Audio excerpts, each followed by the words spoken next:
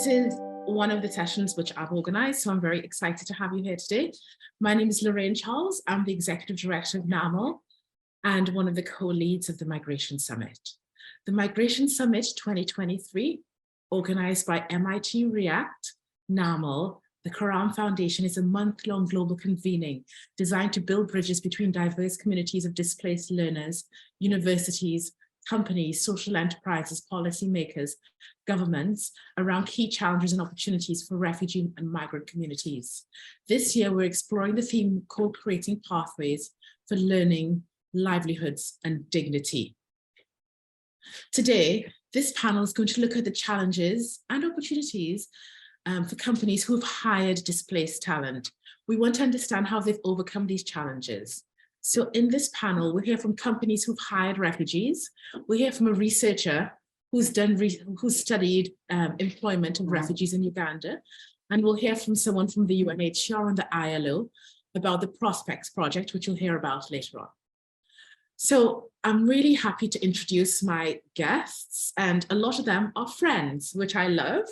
So Jess Appen leads social impact and partnerships at Appen, which delivers AI products and services to many of the world's largest tech companies and Fortune 500 companies globally. Michelle Hassan is a principal consultant and leads refugee work at BFA Global.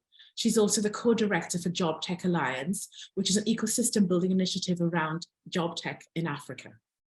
Laura, good friend, is the founder of Concat, the first web development agency to be led by marginalized communities.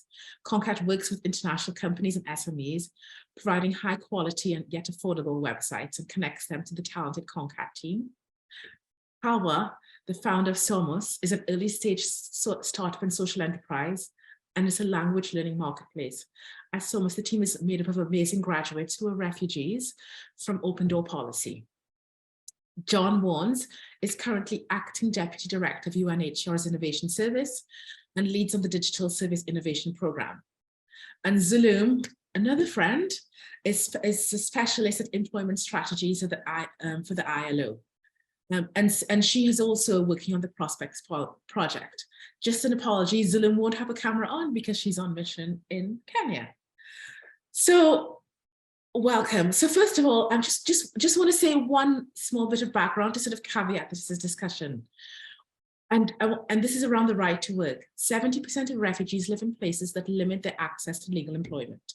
So just want to put that out there. So Laura, the first question is to you. Concat hires refugees, particularly women from the Middle East. Please share an overview of your work and sort of your experiences doing this. Yeah, hello, thank you for having us. Very exciting to be here. So I've been living in Lebanon for the past 5 years. I started Concat in early 2021. We are registered actually in the UK as a business because of all the operational challenges that we faced in Lebanon within that. So how we do it is our team are employed as consultants through the UK company. Because many of them are unregistered, obviously, living in Lebanon. All of the team I have met in Lebanon, they're now in various different countries. Everybody works remotely. And yeah, so there's 6 of us. We now do design as well as development. We've got about 60 clients from 12 different countries. And we're basically trying to create a really successful proof of concept at Concat, and then challenge more corporates around the world to hire more diversely in their tech teams, specifically. I really like that focus on diversity, because I think when I always talk about refugee hiring, I focus on diversity as opposed to the political label of refugee. Jess, can you tell us about Appen and share your experiences? Sure. Hi, everybody. Lovely to be here. So as Lorraine said, Appen is a trusted data partner to organizations like Microsoft, Amazon, Bloomberg, many of the Fortune 500 companies, and we're involved at every stage of AI model development. And to do this work, we work with a crowd of 1 million folks around the world, 170 countries. And the strength of our model is the diversity of the people working with us in order to mitigate bias in these machine learning models. And as you can imagine, if you've seen any of the headlines with all the exciting developments in generative AI, bias is a real issue, and we need diversity to solve that. So in my role at Appen, I'm interested in how do we make our products and our crowd environment and our platform more inclusive to a variety of different people from different backgrounds. And part of what I'm doing is partnering with nonprofits to provide work opportunities and training for marginalized and underrepresented groups, including refugees. And we're still very much at the very beginning of our journey, but we have been piloting a project out in Palestine with Gaza Sky Geeks, and I see Mohammed has joined the call. Thank you, Mohammed, for joining.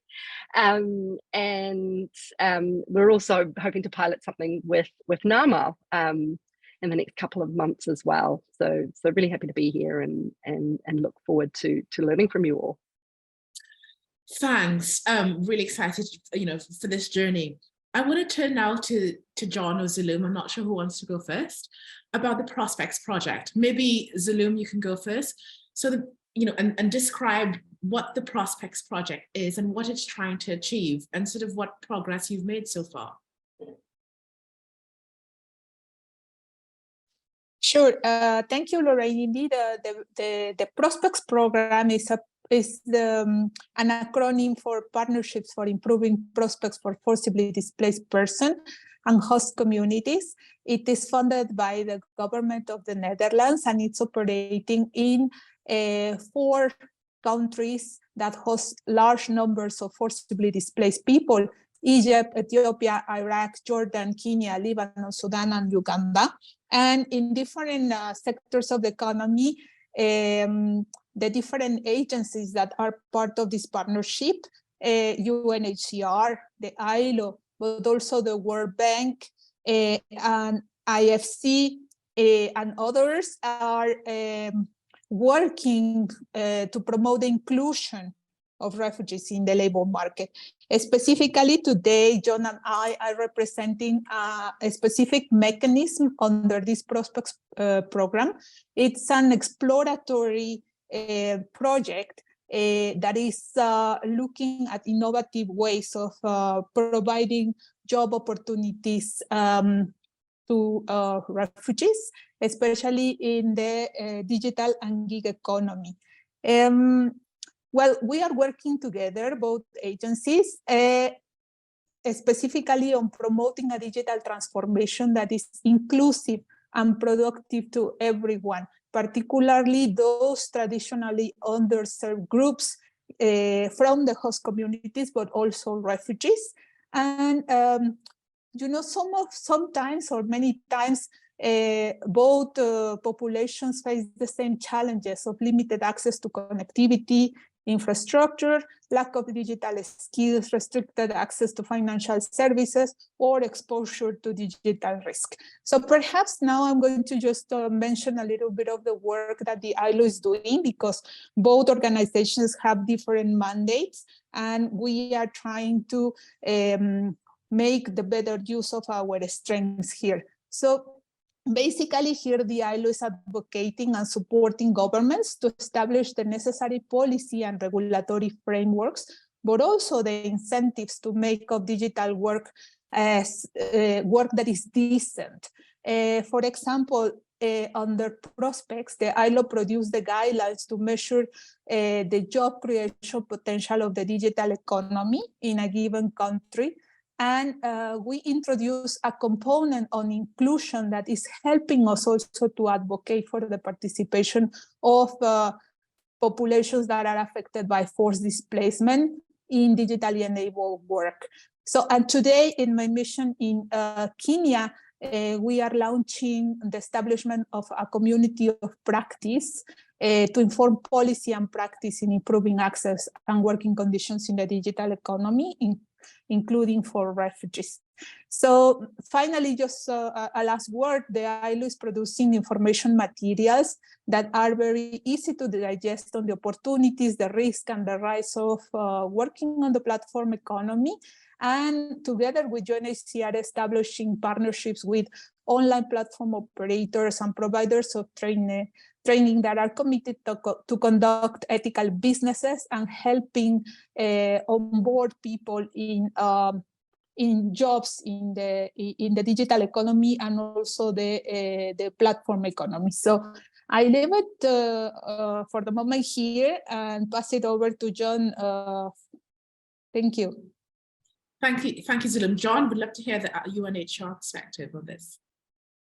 Yeah, and I'll be brief because Zulum covered most of the main points, but for us, it's a really important and catalytic project, and it doesn't exist in isolation. At least for UNHCR, this is falling into part of a broader strategy around digital inclusion from UNHCR's soon to be launched first ever digital transformation strategy, of which digital inclusion is a key pillar. And this looks at everything from the end to end, as Zulum mentioned, from connectivity, enabling legal and regulatory environments, affordability issues, and then obviously what people can do when they access digital technology and connectivity, including education, all the way through to digitally enabled livelihoods, which spans digital entrepreneurship, labor mobility, all of those dimensions that lean on digital technology in new ways. For this Prospects project, we, as Zulum was saying, have these complementary dimensions, and UNHCR as a protection agency brings this angle in.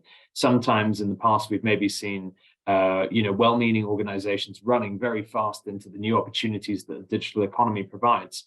And sometimes these opportunities come with some risks that need to be better understood and addressed to make sure that we can provide a fair and safe livelihood for refugees around the world. And this is really what our Prospects project aims to do, which is to not only promote digitally enabled livelihoods through digital labor platforms and digital employment, but also look at the risks, work out how we can mitigate those, working with government, working with labor platforms, working with employers to actually create that safer environment that also comes with decent labor standards as per the ILO's expertise. And through this, we have a number of different pilot projects in the countries, and we're interested to work with different organizations on these, so please don't hesitate to reach out regarding this, and we'll dig more into it and the conversation progresses today. Thanks, Lorraine.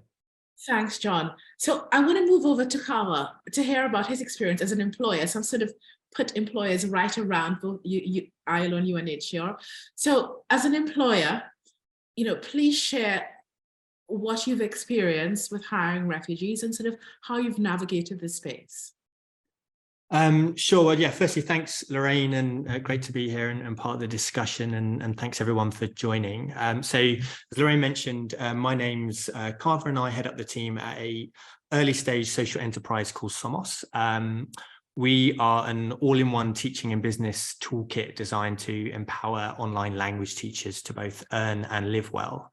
So as a social enterprise, impact sourcing was a sort of critical part of how we're set up. So I think probably starting at the beginning, having done some initial product exploration and talking with customers, part of what I wanted from our fundraising round and the budget I wanted was to hire refugees. So I think to say that for our structure and ownership model, our investors are very much to co-ownership. So we have space for our employees, all of whom are refugees, teachers who work on the platform, who at some point we'd love to open up to refugees as well. And also, I think fairly uniquely, community organisation that work in the migrant and language space who we actually give equity to as well. So I think the first thing, to mention is that kind of investor buy-in has been really helpful. In terms of doing that, we've been very fortunate to have a great partner. So Open Door Policy we work with in Singapore. They train refugees for remote roles working at tech companies. So very much, I was a solo founder, worked with them, leaned on their expertise for our first hires to bring it in. I think important thing to remember, I think, along with obviously the costing is making sure that there is a process, and I'm sure we'll talk about hiring processes, but that are tailored. And I think probably worth mentioning here that we actually ran a closed process. So we only work with people coming through Open Door Policy. partly because at this early stage, it just meant we could manage expectations about what was achievable, what wasn't, and also, lean on Open Door Policy's expertise around the kind of cohort of refugees they were working with. We've got, we're still pretty early stage and small, so we've got 2 employees. Our structure is really similar to Laura's at Concat in that we're a UK company. They're both technically contractors. I think what I have done though is we've just tried to make sure that they have the same legal protections as if they were a UK employee. So that's all put into their initial employment contract, or contractor contracts, if that makes sense, to ensure that they've got that same kind of setup. So I think really the bigger thing for us is that startups are risky, and you obviously just need to make sure that that's clear when you're hiring in this space as well. So workers are well aware of what they're signing up for. Thanks. And we're going to come back to that protection element, which you've added in this sort of contract and model of hiring. But first, I want to go to Michelle, who's been doing research on labour platforms. So slightly different to what Laura and Calva do, but still a big part of the digital economy, and certainly one thing that Prospects is exploring. I'd love to hear about your research and sort of what you found about refugees and online work. Thanks, Lorraine, and it's a pleasure to actually be here. So as JobTech Alliance, we are an ecosystem initiative that actually works with digital platforms in sub-Saharan Africa to kind of just understand of how do you actually create jobs. So we started in Uganda trying to focus on refugees and did a landscape study in terms of understanding what's there in terms of availability. So we talked to all the JobTech platforms. Some of the JobTech platforms, and then also talk to refugees to kind of see what are the barriers that they are facing in terms of getting the jobs and all that. I think for us, 4 key things that came out. One, there's a big information gap, especially among the refugees. Where do you get the jobs? They also don't know where the JobTech platforms in Uganda are available. So when you think in terms of the broader perspective, things like riding apps, the Ubers of the world, they don't know they are able to work on such platforms. They're not able to work. I think in Uganda, there is one for what we call motorbike riders called Safe Border. They do not know that, I as a refugee, I'm actually able to understand it. And this is because a lot of them just know or get information from their family and friends. So if your social network is quite close, then it becomes challenging. So now you can imagine that's just Uganda. Now think about global, how are they able to actually learn about how do you get jobs in Ukraine? How do you get jobs in Syria? That's kind of big gap we saw. Access to finance also is a big criteria. When you think about digital skills, you actually need to have at least a smartphone, you need to have a laptop, all that costs money. Who's able actually to cater for it? So in Uganda, it's challenging because some of the people are getting aid, but it's not enough. Some of them are actually doing businesses, but do you think about getting food or actually buying a laptop? So there are places they actually have to negotiate and think about. So we're seeing financial institutions coming in or NGOs coming in to kind of support that to be able to actually do that.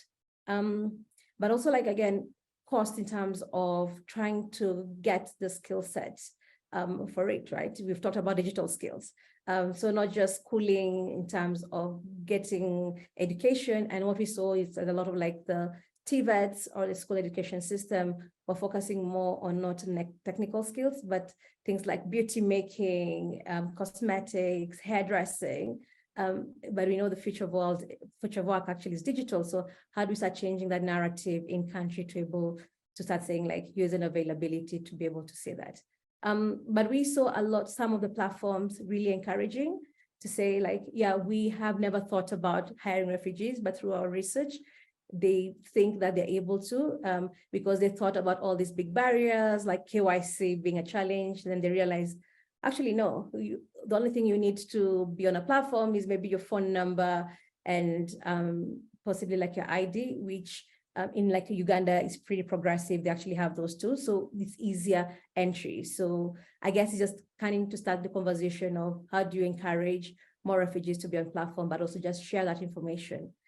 So as part of the bigger program, we are going to work with about 2 refugee-led organizations so that we can start passing that information on, like, here are the opportunities that refugees actually can have, not just only locally, but globally as well. Thank you. And so there are a few things that I want to pick up on, obviously going off script. Thinking about the sort of platform economy, and Zulum and John, you guys focus on that. I want to sort of ask Jess. So Jess, Appen is like the biggest AI platform.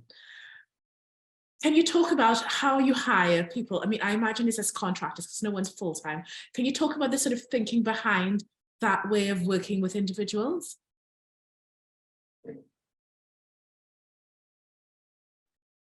Sure. So given that the scale of work that we work on, projects that we work on with our clients, we often need a large volume of people to work on a particular task. For example, search relevance, to make search results more relevant, or search ads more relevant, or voice assistants better able to listen and respond to a variety of different accents and modes of speech. So yeah, volume is key for us. In terms of what we require, for most of our projects, certainly our data annotation and data collection projects, it's a basic level of English. For our longer term projects, which is where we've focused our efforts to partner with refugee organizations to bring folks on board. They are longer term, they're focused on this relevance work, and it requires a much higher level of English just because of the nature of where AI is at.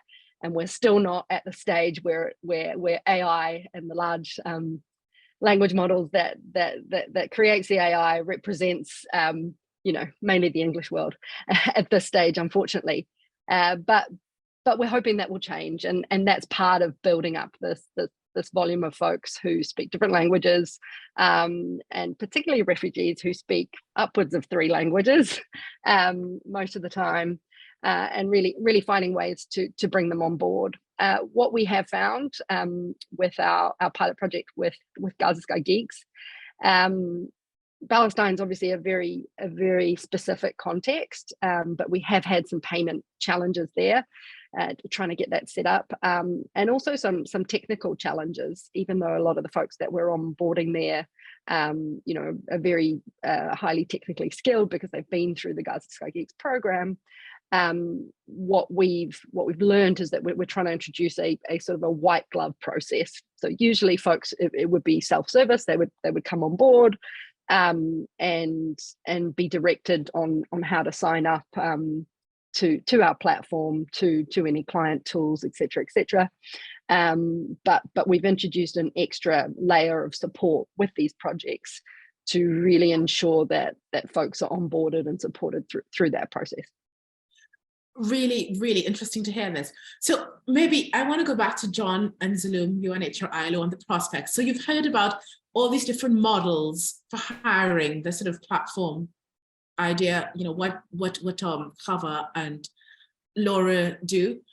For you guys, where are the challenges? Like, what are the things which are concerning about the status quo? Maybe John, you want to go first? Yeah, thanks, Lorraine, and I'll hand to Zulum in a second. Yeah, there's a wealth of potential with bringing refugees into employment, and what I think most of the statistics show is that there's a deep underemployment of refugees as well as a lack of employment, and we obviously are working together to try and bring out this potential and ensure that refugees can meet their aspirations in life. While just hearing, the team at Somos, talk about the policies that they put in place, it's great that, they can put that forward and put the first foot forward as a company and try and put in place good practices and do that. but many other companies might not be taking those steps, right?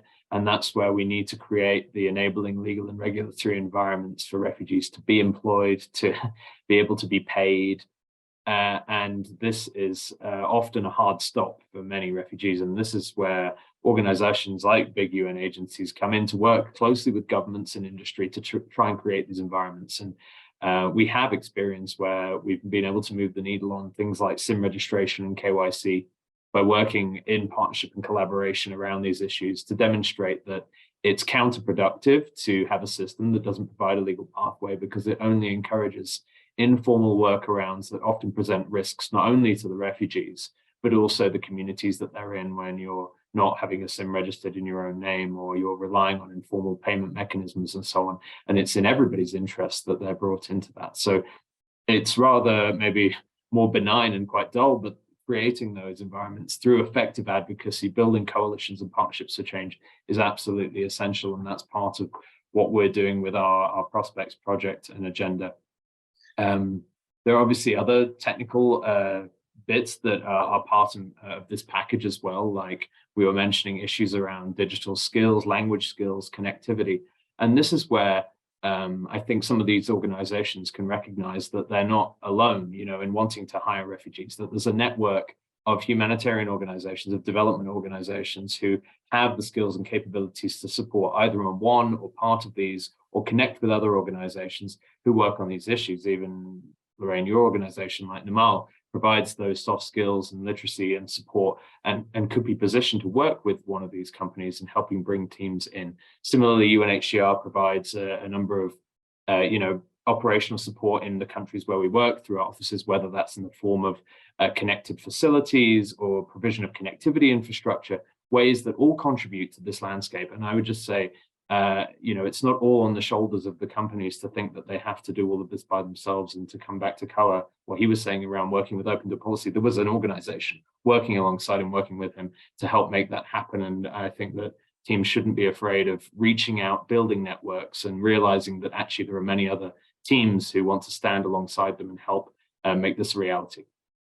Yeah, Zulum, I don't know if you want to talk about some challenges from the ILO perspective. Yes, I think that it will, I would like to perhaps pick up where John left and share some of the challenges that are related to the quality of work, and also how some of the platform operators are also being affected. No, this is two sides of the coin, supply and demand of labor. But well, the latest ILO research that is more focused on online labor platforms and is exploring the new labor market challenges, comes with three main challenges. One is the employment relationship.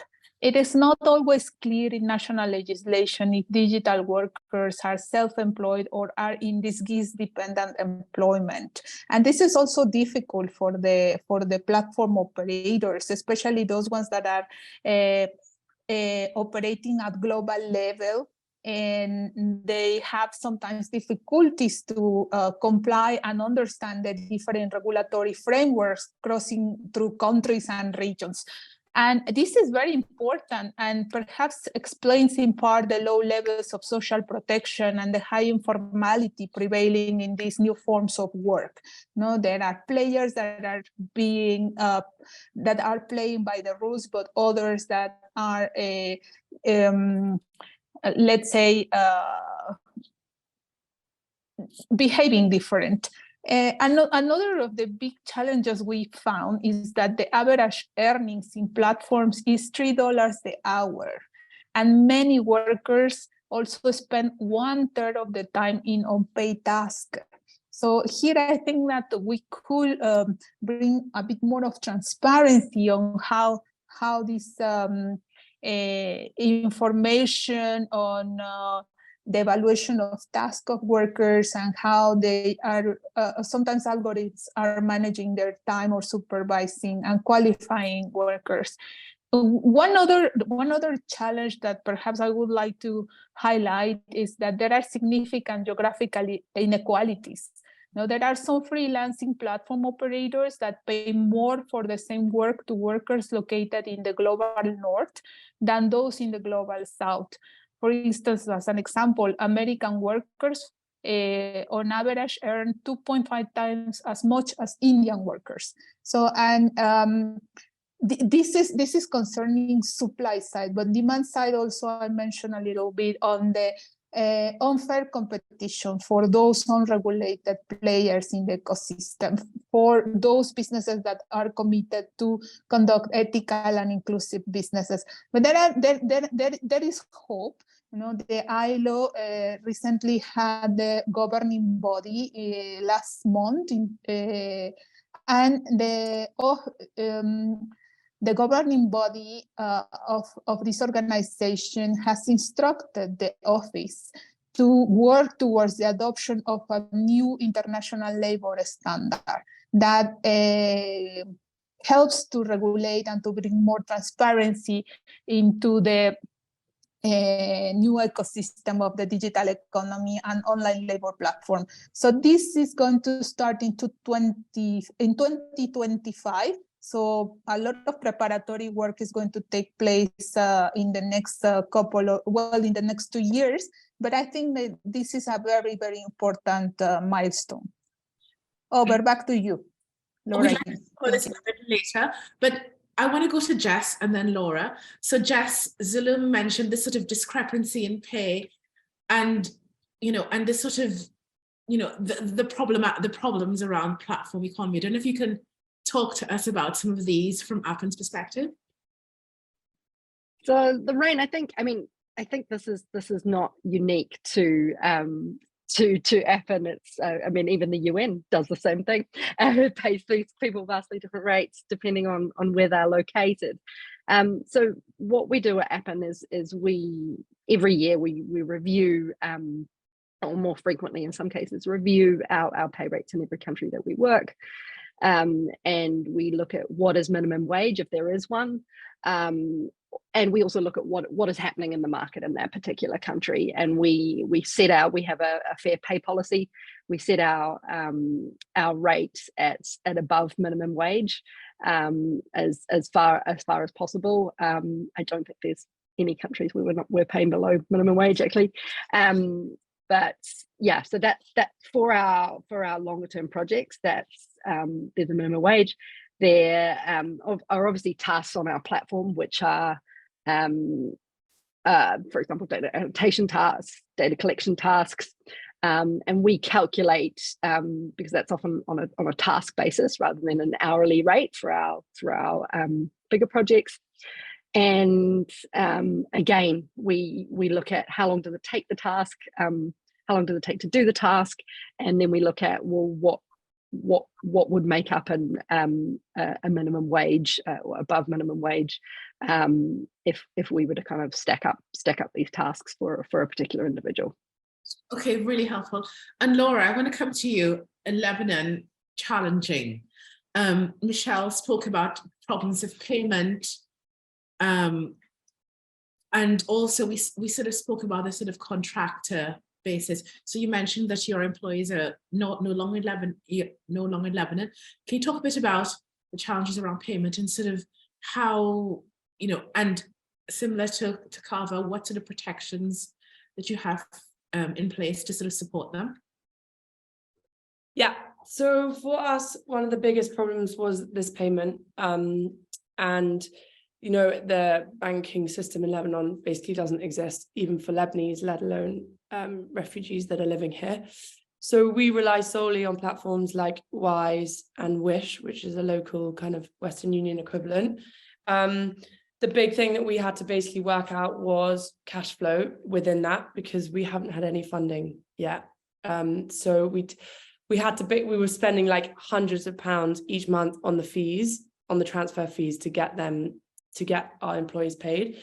So actually now what we do is we incorporate that into our client kind of fees, because that's the only way really it's sustainable to be able to pay them wherever they are. And so in Lebanon, in the Middle East in general, and also Africa too, there's big connectivity issues.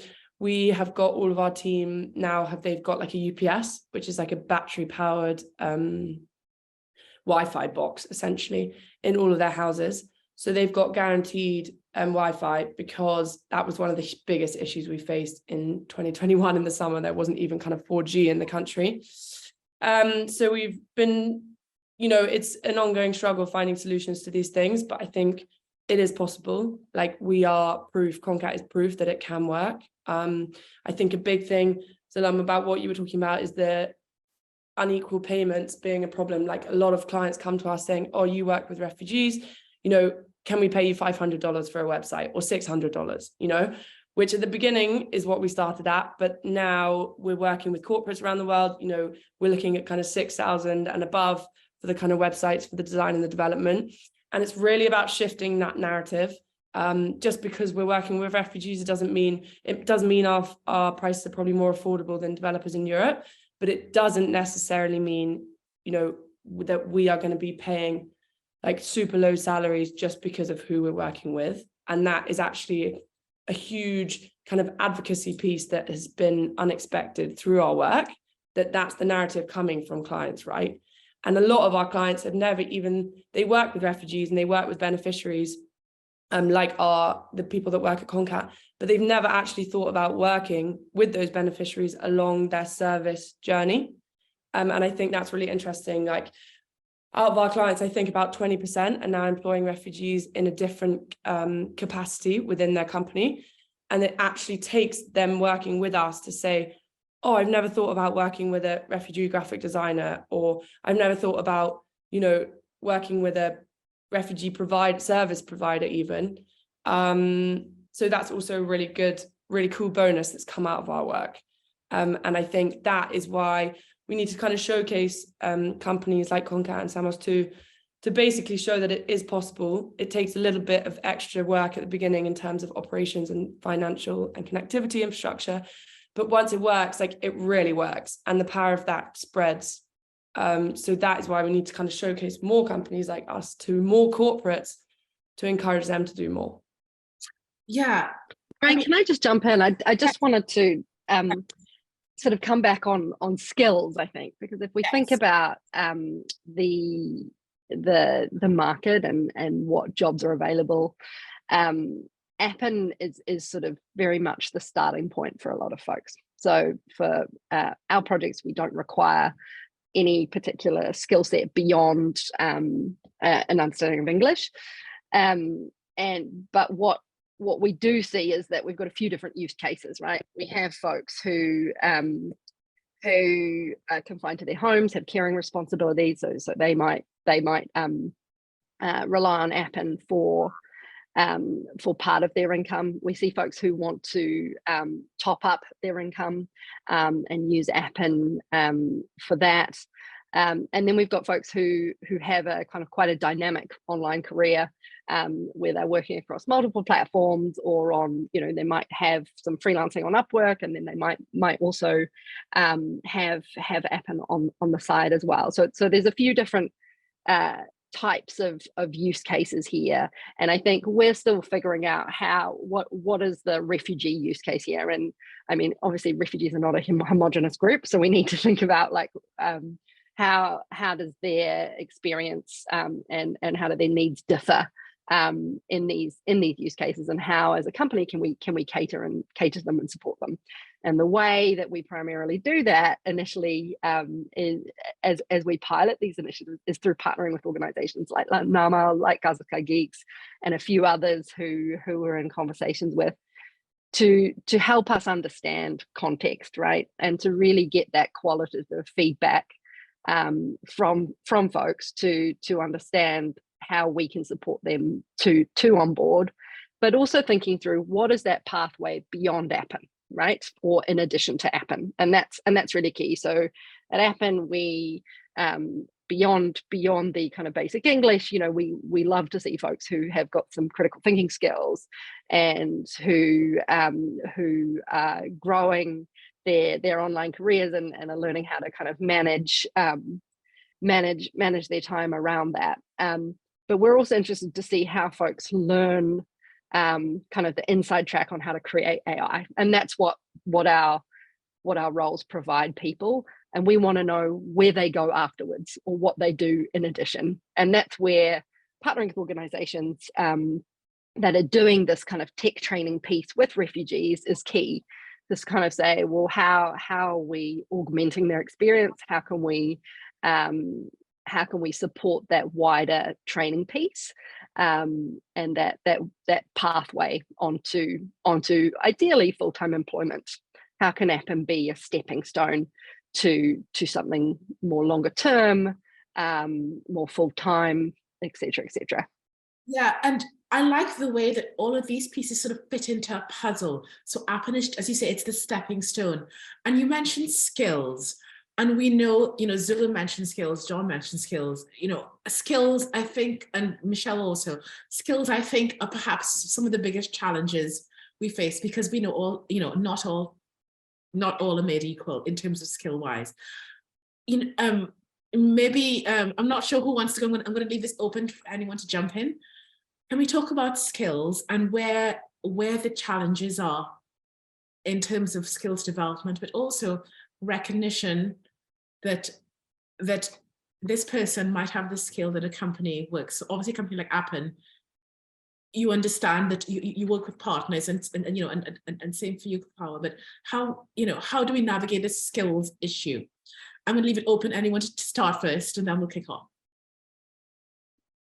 Yeah, happy to jump in on that one. So we recruited entry level, and thought about this, and actually on our job description we put a long list of things that we didn't need, and I think that's partly around making sure there's inviting people who create their own perhaps barriers to entry and thinking, oh, that isn't for me because I've got I haven't got 32 years of writing, chat GPT prompts, and it's been around like, 2 weeks, which, often, unfortunately, you do see in kind of entry-level jobs. So we focused a lot really on people who's, resonated with our mission, self-awareness, judgment, and then try to create a process that kind of looked at those things. So certainly for a startup, it's potentially going to be up and down and volatile. So, you're looking for people who are open to flexible and their job changing a little bit from kind of week to week, and really kind of focusing on those attributes, and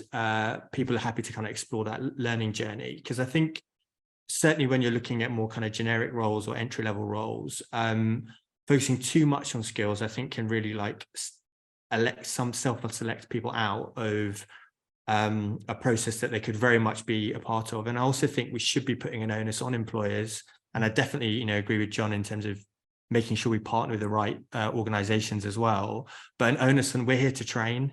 Whether someone comes to Somos for a year or two or stays for forever, they should be upskilling the entire time, and that's on the business to provide those opportunities. So I do think it's really important to kind of phrase that in a fair and open way, I think, to certainly junior people. And I'd apply that not just to refugees, but, junior employees across the board.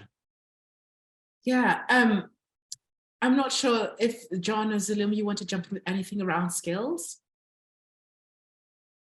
Sure, I'll maybe just make a couple of remarks. And thanks, Koa. That was, I was nodding my head sort of aggressively to what you were saying around the role of employers and that duty of, responsibility to provide that sort of pathway to people and to take that responsibility onto everyone's shoulders. I think that, for me, one of the important parts of the skills debate is to acknowledge its complexity. And also, at the moment we've been using refugees as a pretty catch-all term, and I know there was a comment on IDPs in the chat. We'll get to that in the Q&A, but to acknowledge that within the group of refugees, you have different ages, genders, and diversities, different levels of skills of these individuals who need differing levels of support in terms of being able to maybe let those skills flourish or grow. What we've found from research that we've done is that it's often very much particularly in areas like sub-Saharan Africa, younger men who would be early adopters of technology be first into these markets. And we don't want to perpetuate digital gender divides in these areas. We want to provide equal opportunity. And that maybe requires some targeted support. And that's exactly what, you know, humanitarian assistance and development assistance is there to try and do, obviously with a community of industry, governments and others too. So I think that when we start to understand that, we can recognize that not all of the opportunities will be for everybody. And that's just a matter of fact case. You know, not everybody will be suitable to go into a really highly skilled, not every refugee, a highly skilled technology role. Maybe they'll be starting further, you know, towards more what Jessica was saying with the type of data entry there. And I noticed colleagues talking about language, and yeah, maybe that is the starting point for them. But, you know, that diversity of options and diversity of entry points onto that is something that we need to better understand. And I think that at each of these junctures, we need to be realistic about what that is. Too often I've seen false promises around, hey, we provide the skills program and then everybody can get high-powered jobs in the tech industry. That's simply not going to happen. But could they have a pathway to meaningful employment if they invest time and effort, assuming the support is there and the enabling environment is there? Then yes, and it's those sort of that positioning that allows people to seek their own aspirations and achieve that. Yeah, John, I'm really happy you said that, because I think when the discussion around digital livelihood started, people thought it was a silver bullet, like, refugees can all be coders. But we know that that's not possible, because not even possible, with the general population. So I like the way we sort of segment people depending on skills, aspirations, attributes. I'd love to hear from Michelle. What have you seen from your research around the skills debate? I think as Kawa was talking, I was like, that's the exact same thing we saw in Uganda. So it's interesting, like global perspective and also like a country in Africa. But also one of the challenges, especially for the small job tech platforms, is the funding to actually deliver the skill setting and everything, right? It requires time, it requires patience in terms of like things. And then also as what we've talked about, subsecting, some people will take longer to actually get where they are. So we kind of seeing a lot of the platforms starting with exactly like Kawa said, like really big picture and saying, do you want to actually start doing digital? Come, understand digital. And then if you think it's your pathway, then continue to the next step so that it's quick and easy to either drop off early as compared to investing in a lot of things.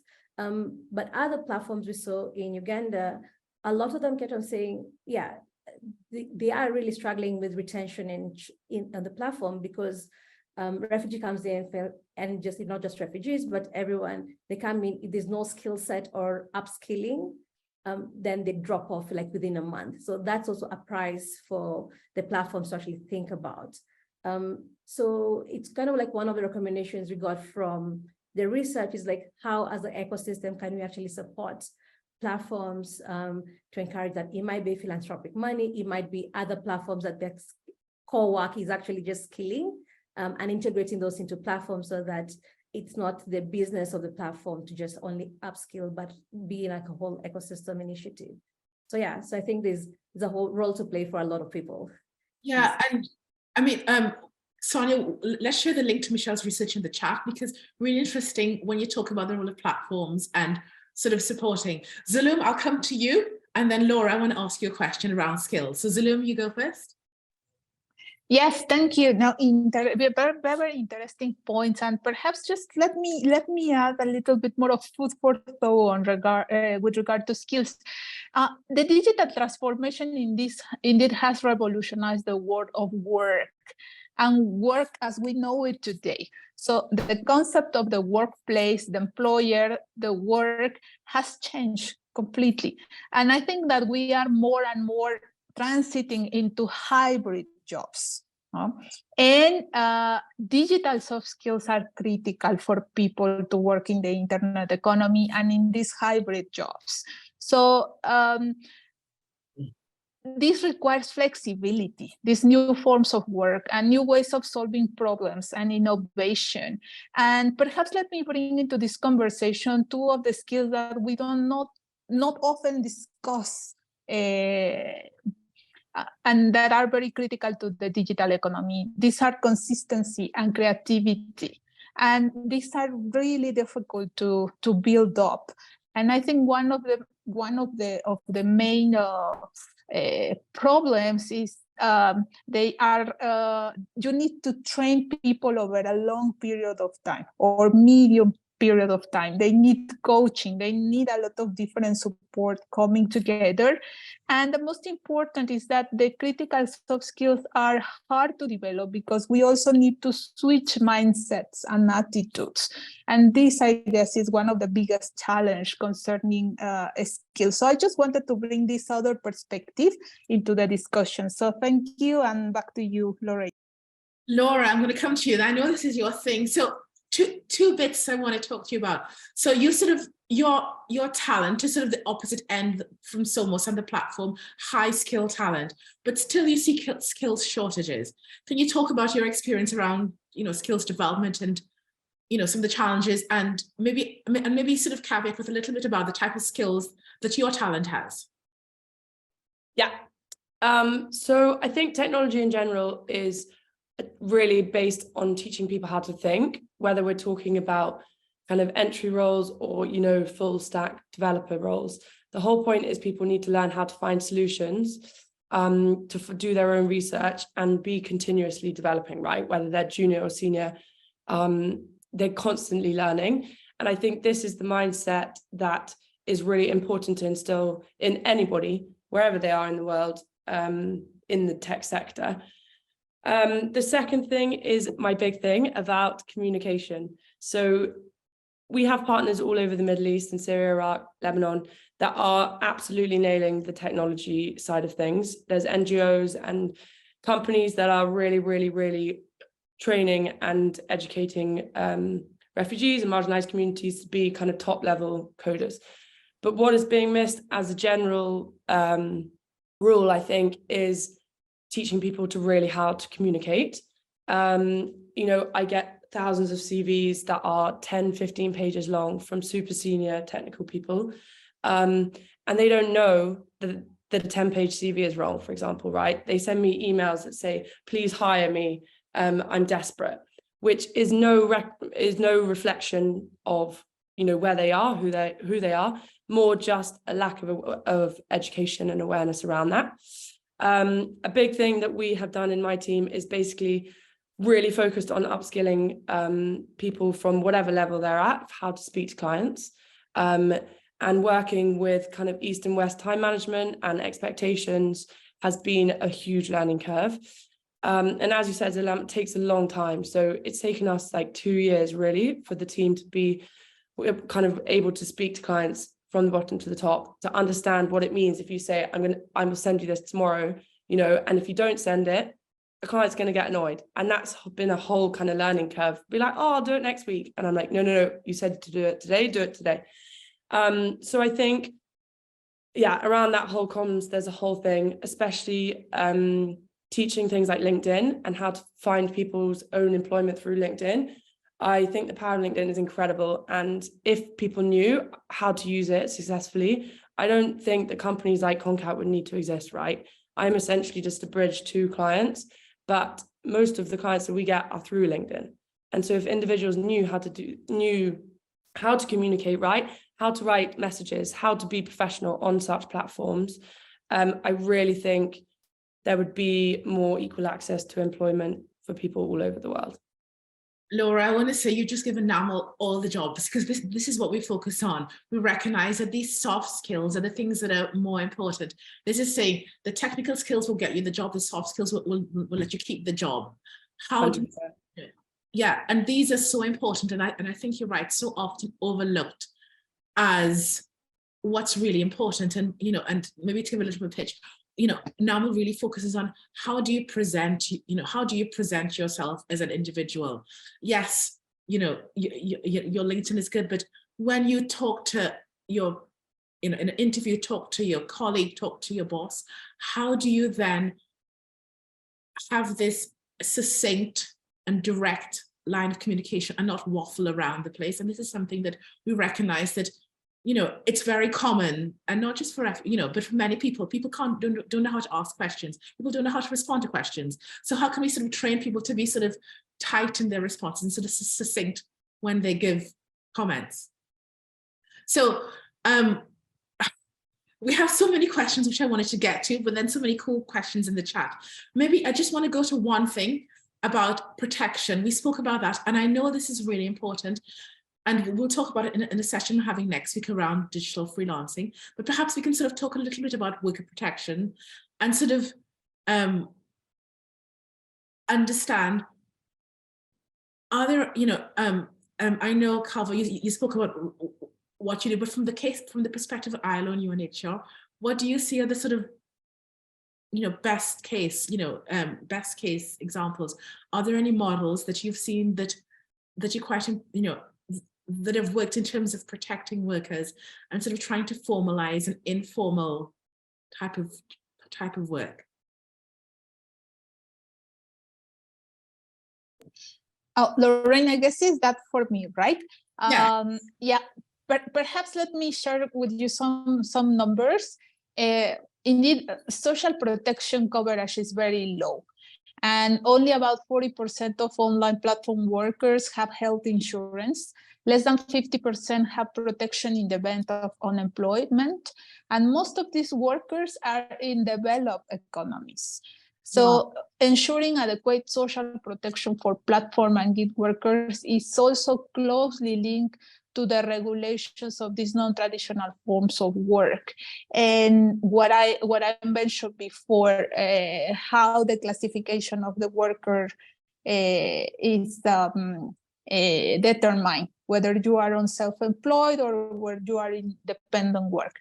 And I would like to invite you all to see the latest paper that was produced under the G20 Indian presidency by the ILO, ISA, and OECD that are highlighting the importance indeed of correctly classifying the employment status of workers.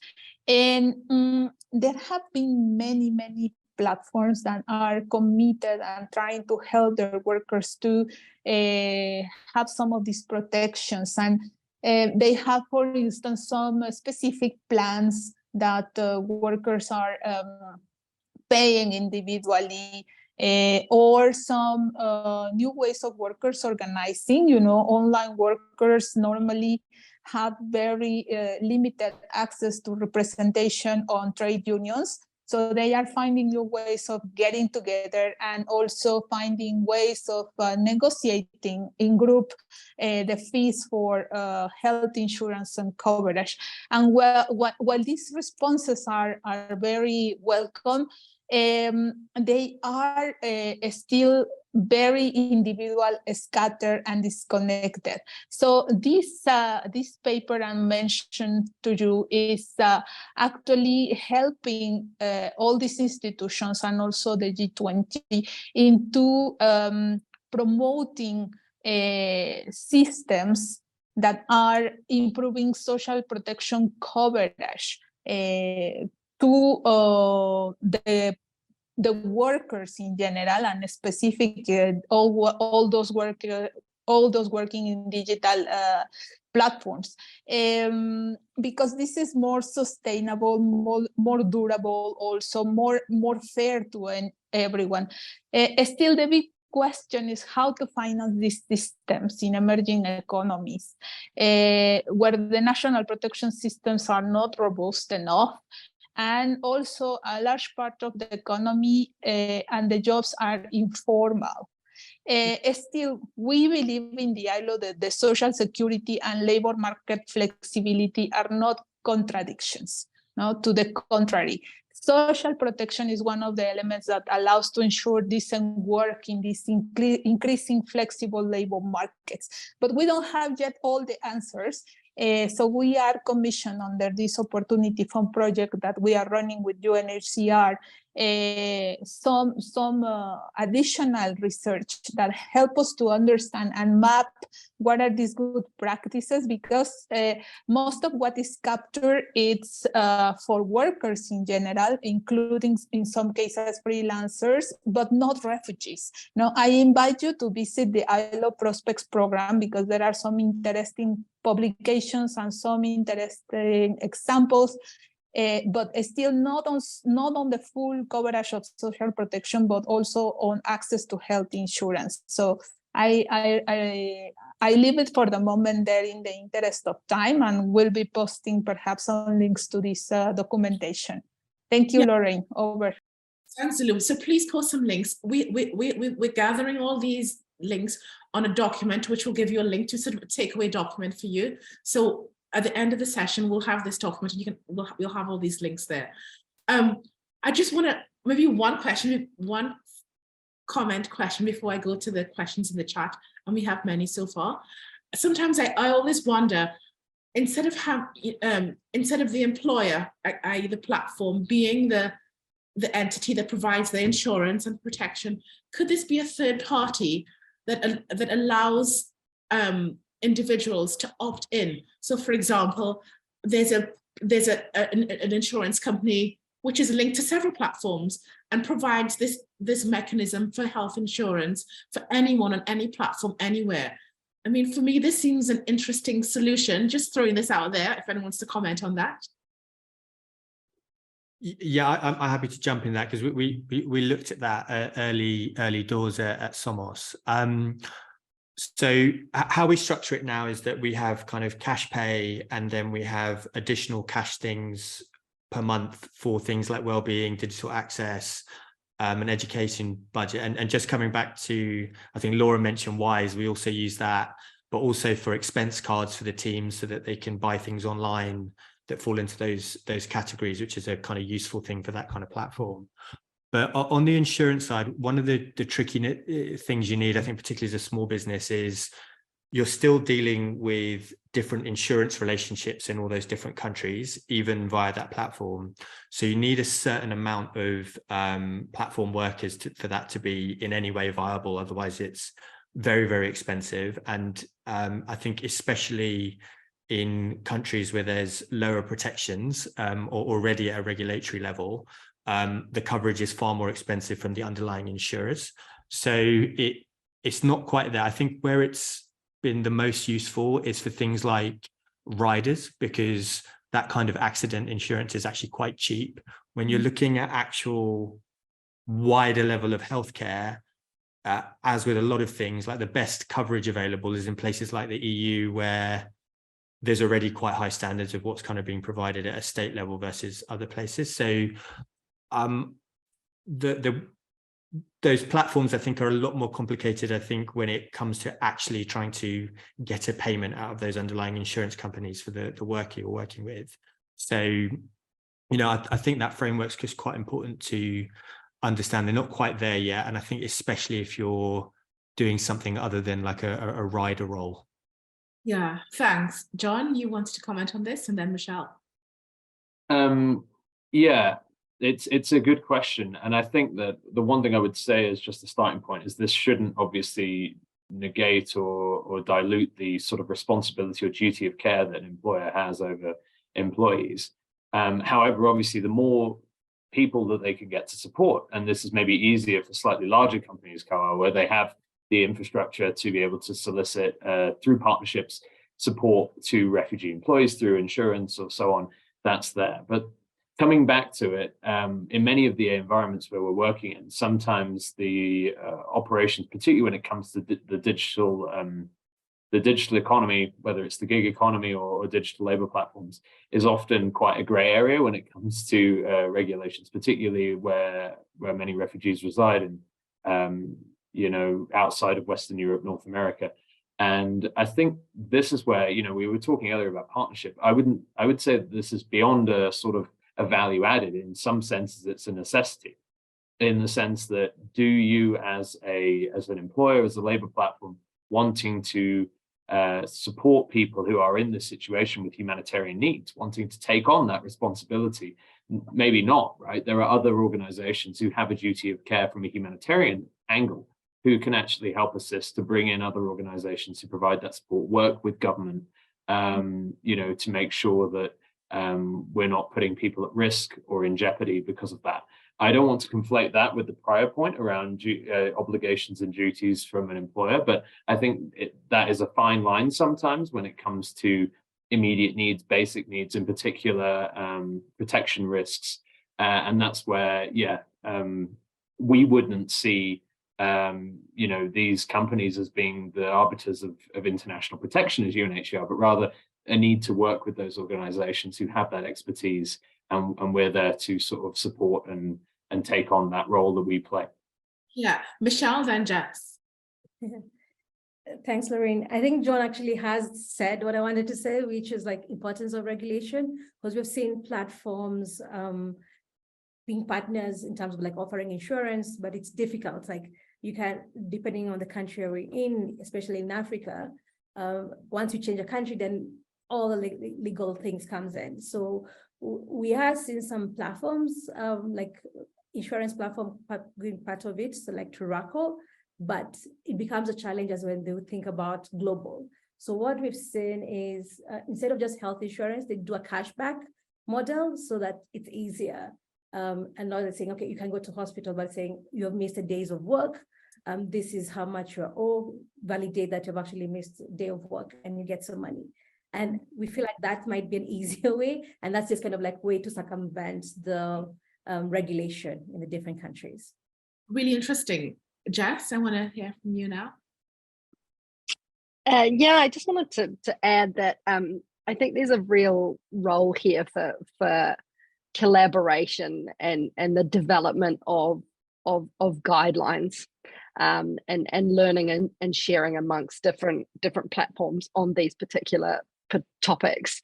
So we had the GISC, which produced some brilliant guidelines, but they weren't really geared at all to freelance type and gig type platforms, which was a limitation. And so there are a few different organizations kind of starting to think about this, but it would be great. I mean, and I'm sure a lot of the folks already on the call might already be in these kind of conversations, but it'd be great to see more collaboration on this kind of thing. I know the IAOP, which is an international organization for outsourcing professionals based out of the US, is looking at this at the moment. We're part of the group thinking about that. On the AI side, there's an organization called the Partnership on AI who's thinking about that in the context of people working in the AI economy. But I think there's a real scope for something around refugees and digital platforms as well. Yeah, thanks. Okay, I want to go to questions. This panel can be so much longer. Evan, you got your hand up. Let's go to you. I think I know who you are. And then we can go to ones in the chat. Hello. Yeah, I have a question about soft skills and communication. It came to me while you guys were discussing this. So my angle, I've been teaching. I've taught also refugees, migrants, displaced people, trying to get into the tech world. And I agree that there's an aspect of communication and soft skills and collaboration skills that are necessary and universal. But what's that boundary where it becomes some sort of, like, for a better word, but not maybe so harsh, like a forced assimilation? So how do you balance the plurality of different cultures trying to work together and then having a way of working that works for everyone? That's a very good question. I have an answer, but I won't answer. I want to hear what you guys think first. Who wants? Maybe Laura, do you want to go first? Yeah. So first of all, ours is basically like the relationship between my team, right, and clients. So always, whenever we meet new clients, like I make it kind of very it's like a very obvious thing where the client is and where our team are and who they are and who they're working with. And I really talk about like the communication and like the diversity of our team being what makes us so amazing, right? And that becomes twisting that into a positive and being like, listen, if the internet cuts off or like there's a misunderstanding in things, like this is part of the ride kind of thing. And whenever I say that, it always makes my team feel much more relaxed, and the clients too. And I think it's really just about having a transparency in terms of the communication with that. That's how I kind of do it. And I always say to my team after, like, is there anything you didn't understand? And they actually have like internal document of like English phrases that are like slang that they don't understand, that we then go over as a team, like each week, so that they learn them, because there's so many crazy nuances, and you know, each language has their own weird kind of phrases. And a big part of that is just, yeah. And I've told them to, you know, speak up in a call if they don't understand, really try to create like a space where they feel comfortable to say, I'm really sorry, I didn't understand what you just said. But I think setting that from the beginning, that expectation and that kind of realistic, like reality of it with the client is super important. Thanks. Anyone else have any experience, comments about? Yeah, I'll hop in. I mean, I think it's a really interesting question you posed, and ironically, at Appen, actually, those different types of ways of communicating and contextual understanding is actually what strengthens our product and what we need to create more relevant AI to these different contexts. So it's actually a strength. I think the key skill that I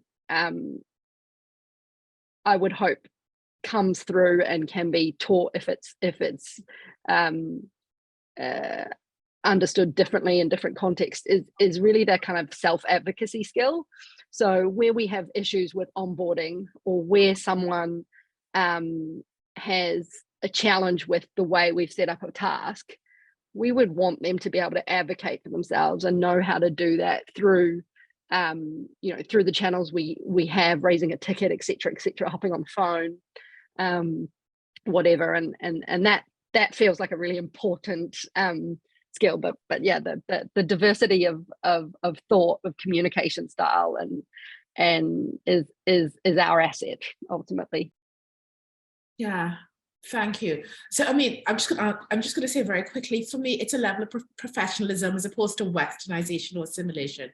How can you be professional in every context in which you are? So things like, do you turn up on time for your meetings? You can't turn up 10 minutes. If you're working with someone in the Middle East, in Asia, in Africa or Europe, you have to turn up on time for the meeting. So little things like that are what I think is important. I'm going to go to some questions in the chat. So Petra, I'm curious to know how governments are responding. I'm in Canada, and the pressures we're facing with regard to refugee resettlement pale in comparison to Europe, Asia, and Africa. Our governments have been refocused on resettlement of refugees to Canada as our obligation to UNHCR, but how to help governments understand their responsibility and opportunities in terms of offshore or distance support for setting employers up locally to take advantage. So some mentioned incentives. So I guess what she's asking is, how do we acclimatize government to the opportunity of hiring refugees from a distance, as opposed to being resettled in the country, hiring refugees where they are? Who wants to take that one?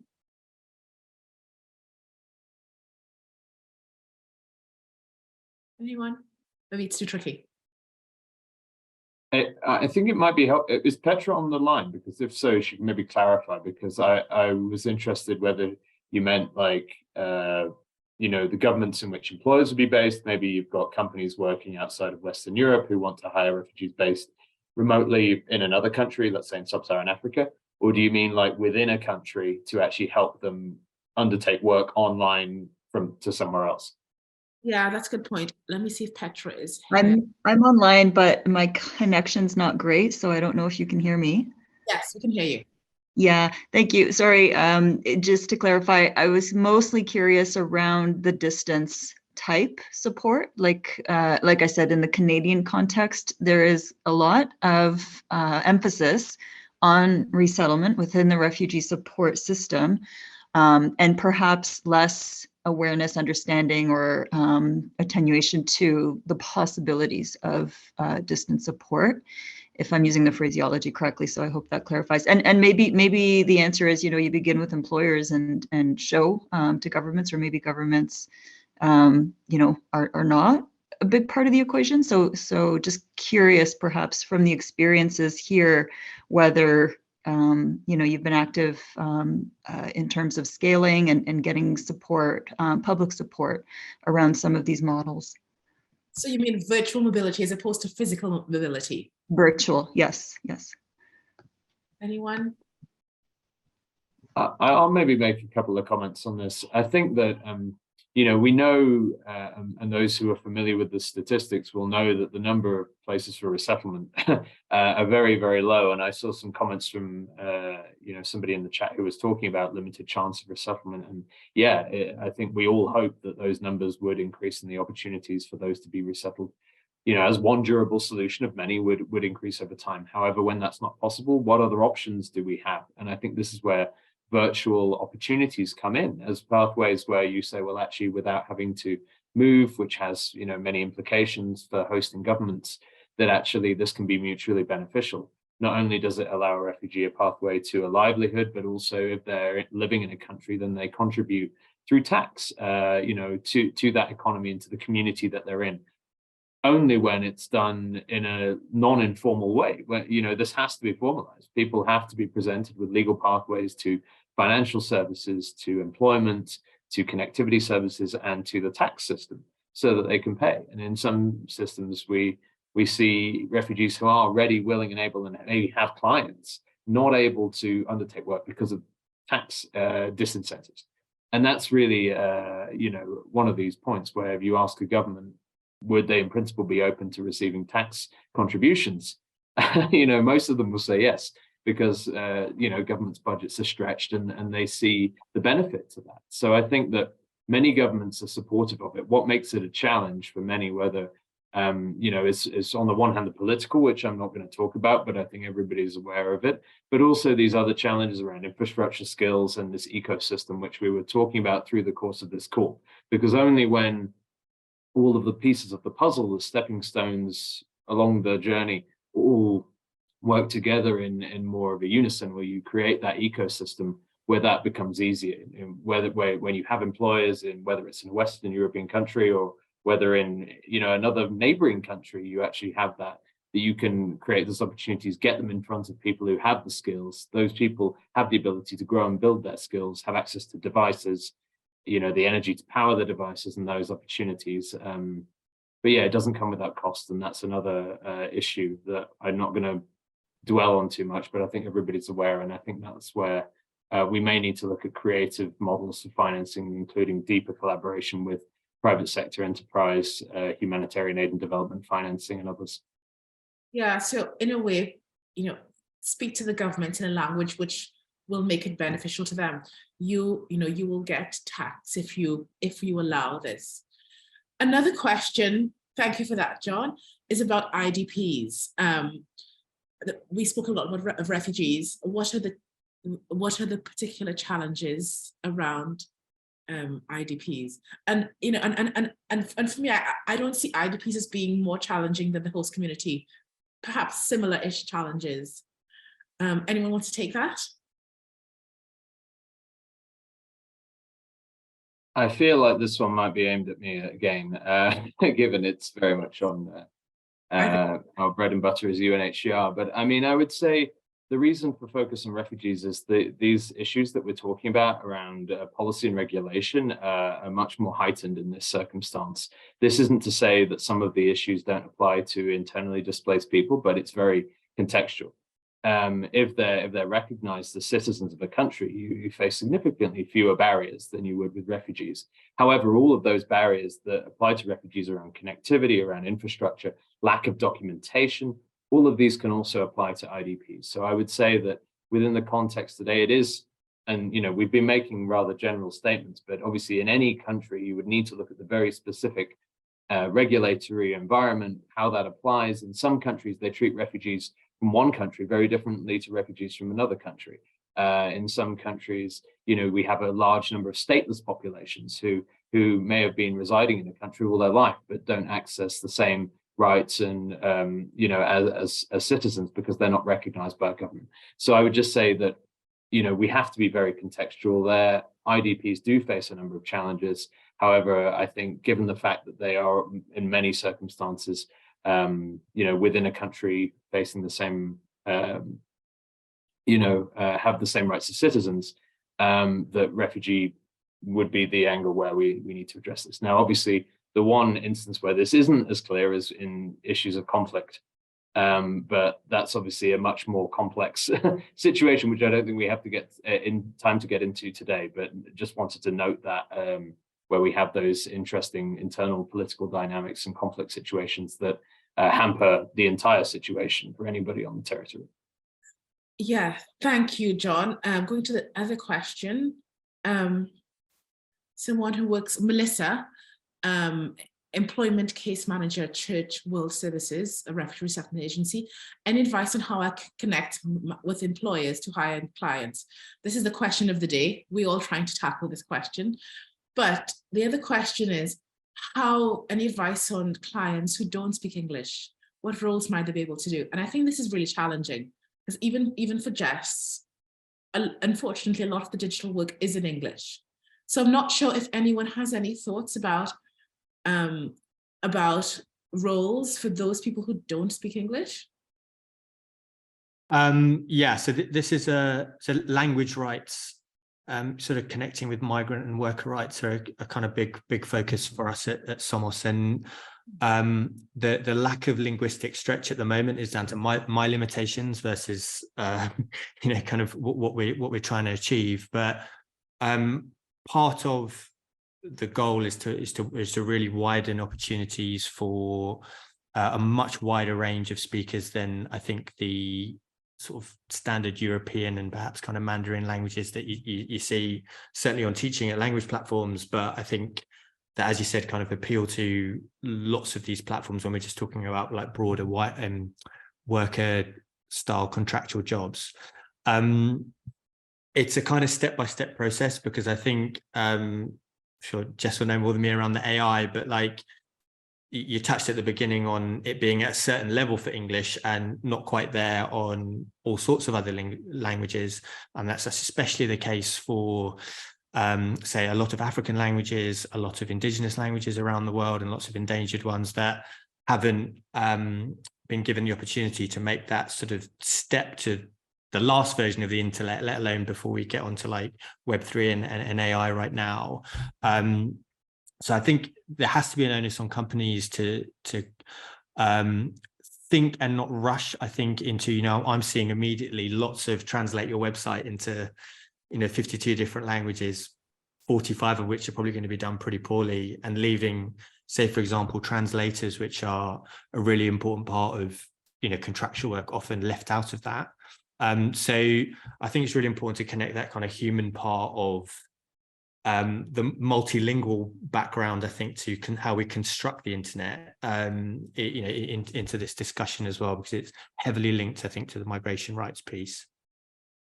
Yeah, thank you. I'm just going through the questions, aware that we have 5 minutes left. I want to leave it open to the audience. Anyone want to unmute yourself and ask a question?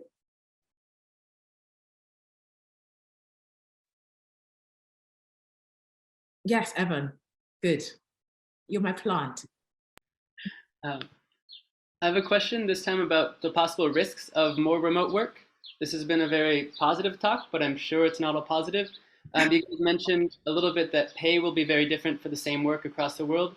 And in my experience, I've worked with and talked to people who have plans to or are working with people from developing nations and hiring them out to wealthier nations. And often those have this weird feeling of like a new digital colonialism, where there's not necessarily so much investment in the host community. You're extracting the work, you're selling it at a premium, you're keeping a huge cut and still giving a good pay locally. So just generally, what could be done to avoid, generally, yeah, you're giving a good pay locally, but it's not really what the work is worth. So what could be done, or what is happening? What could be done to avoid this? And what is happening that feels like it's just another extraction and not actually an investment? I love that, digital colonialism. I want to leave that to any of you. I can talk a little bit about how we approach that, Somos. So it's a great question, a really important one as well. So I think there's two things to talk about. I think one is pay structure in different places, but I also think the employment framework. So as I mentioned, because of the way we're structured, our full-time employees are technically contractors, but they've got employee style benefits and contractual protections put into those contracts. One element of that is really around emotional and mental well-being, and I think recognizing, certainly with refugee populations, that there's other things going on. So one thing we have for everyone is 4 days work, 5 days pay, partly because with remote work, there are challenges around integrating into communities and around isolation. So we want to make sure our teams have time to integrate physically where they live, because right now as a small remote organization we can't provide that, so I want them to be able to do that without risking their pay. So I think some structure that acknowledges that. Same with annual leave, we have a mandatory sort of 2 weeks as part of the wider annual leave package as well. And then around pay, we're trying to, and it's early stage, and we're working in Indonesia and Malaysia, which have similar-ish living wages, and we work on a formula that's roughly 8x those living wages for the pay we provide. I think you have to kind of acknowledge what's going on country by country. I think there's also political framings around how migrants are treated. So some of our partners on the ground were like, you have to be a little bit careful about what your pay is because of hostility towards refugees locally as well. So it's finding that balance, and we've tried to take the cash bit as high as we can and then supplement it with, like I said, bursaries, educational kinds of things, and also a co-ownership scheme. And for me, a lot of that comes between alignment between the employer and your partner, whether they're a employee on paper or contractor on paper. And I think you need to kind of align your goals and missions in a way that serves both, to kind of step away from what is that, I think what you're talking about, the sort of Tim Ferriss kind of outsourcing horrific model of, we'll do this cheaply here and then, sell it on. It needs to be when the business does well, so does the team. And I think, that applies hopefully across the board for employment generally moving forward. Laura, I'd love to hear from you before we end. Yeah, so I'm actually trying to register. I started contact with 2 refugees, and I've been trying to figure out basically how I can register them, how I can give them equity, and I'm finding it really, really tricky. So if anybody has any legal help, I would love that. But it's so complicated within really understanding it, and especially with like the different IDs and the different systems. I can only talk about the Middle East to the UK, but a big thing, yes. So a big thing that we're against is this digital colonialism, which you mentioned, Evan, which is a really good phrase. And how we do it is essentially, we have a sales team that get the clients, and then it gives the team, who are all refugees or women or from marginalized communities, they basically decide, right? And they decide the budget, they decide the timeline, they decide if they want to work on it, who works on it, etc. And it's really about giving them autonomy over their own work, which essentially everybody should have, right? Wherever they are and wherever they're from. And I think that is what we're trying to do, is like give them the freedom to live, right? The freedom to work, and not like, sadly, the money is coming from, from the West in our case, in terms of clients mainly, but at least it's giving them a bit of freedom once that project is in, to kind of work without colonialism, essentially, internally. And that's what I'd hope. Thank you. I wish this didn't have to end, but I think this is a great way to end. Sort of post-colonial theory is something that I love. Okay, Zulum, I'll let you go before I end. Yes, sorry, just to jump here. This is really very interesting, and the time has just been passing so fast. So many things are still to discuss, but perhaps just another piece before we close. I think that we, given the complexity of the different legal frameworks operating across regions, across countries, and sometimes even within countries, you know, places such as the United States, the legislation changes tremendously from one state to another one, just to say that. But I guess that one of the things that UNHCR and ILO are trying to live with this Opportunity Fund project on the promotion, inclusion, and protection of refugees and the host communities is to self-empower those ones who are interested or curious on starting working on digital platform work, gives them the information to understand how these different business models work. There are business models that are trying to be very fair and transparent to workers. Others are a bit less complicated or complex to understand, but also help them to understand what are the implications, what are the advantages of taking a flexible job, but what are also the possible digital risks they may be facing, no? The challenges of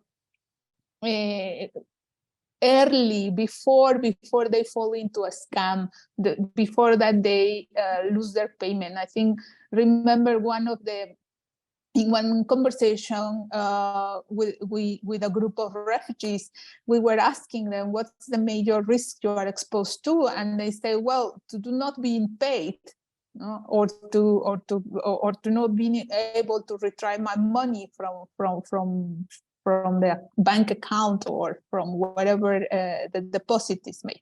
So I think that what I have been hearing here at this moment, given that the complexity of the different legal frameworks and also a lot of gaps that are still there, we are responding to digital economy with laws and policy and legal frameworks that are made for traditional work.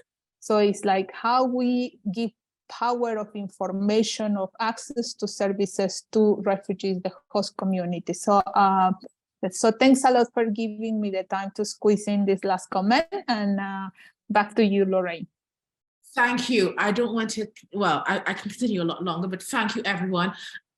I think, from this discussion, we really see that, we've only begun the discussions about this. There's so much more that needs to be understood. And hopefully, Zulum, you'll be sort of creating a platform for further discussion around digital livelihoods, around platform work for refugees. So, I want to thank you all for today. Come to our session on the 17th. Have a really wonderful day. Thank you, everyone.